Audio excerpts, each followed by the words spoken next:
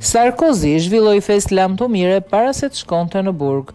Ish presidenti francez Nicolas Sarkozy mblodhi gjithë miqtë e tij të mërkurën që kaloi në një festë lamtomire përpara se të shkonte në burg. Mësohet nga mediat lokale se ndër të ftuarit e Sarkozy ishin natyrisht avokatët e tij, ministrja franceze në largim e kulturës dhe bashkëpunëtorja e tij prej vitesh, Rakita Dati, kryetari i bashkisë La Boule, Franz Louvrier nga Partia e Republikanëve, si dhe Emmanuel Minon, shefe e stafit në Elize. Gjatë festës Sarkozy e shfrytëzoi rastin për të shpallur sërish pavajsinë e tij, duke krahasuar veten me dy nga figurat më të njohura të padrejtësisë në histori, çështjen e Dreyfus, një nga gabimet më të mëdha gjyqësore që të rënditi Francën në fund të shekullit të 19 dhe Edmond Dantes, protagonisti i romanit Konti Monte Cristos të Alexander Dumas, i dënuar padrejtësisht.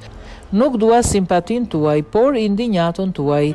Jam prekur nga ky rast, por ky është vetëm fillimi i historisë. Ajo që më ndodhi mua, mund t'i ndodh kujdo, tha ai.